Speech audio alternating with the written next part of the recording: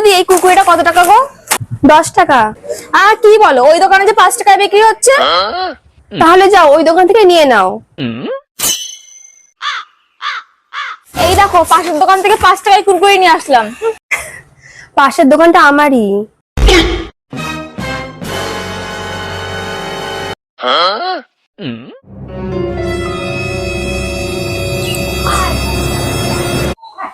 এ যা তো ওই সাইকেলটা পরিষ্কার করে দিয়ে আয় তো, যা যা যা যা।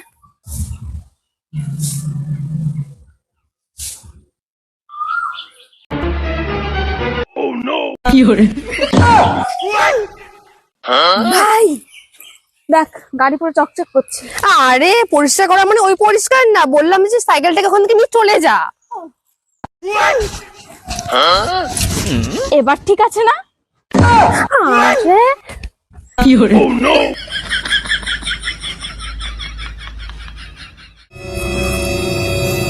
ওই রে কোথায় যান?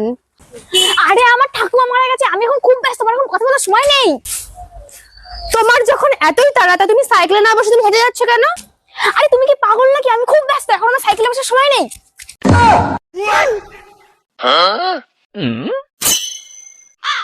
দিদি একটা 5 টাকার বিস্কুট দিন তো। এই নিন।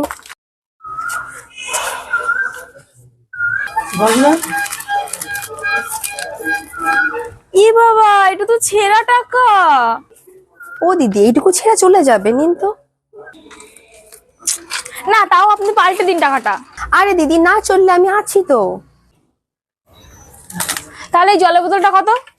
ও জলের বোতল 100 টাকা।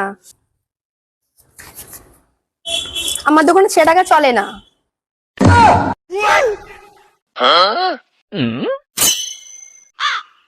একটা দারুণ খবর আছে। হ্যাঁ বল। আমি চাল দিয়ে বরফ বানাতে শিখে গেছি। হ্যাঁ কিভাবে? কেন? এইভাবে। তোর তো আজকে দিছি আজকে।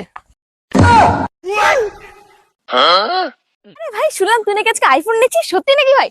টাকা পেলি কোথায় এত? আজ সকালেই তো নিতাম। তা নিসনি কেন? নিতেই যাচ্ছিলাম কিন্তু তখনই আমার ঘুম থেকে ডেকে দিল।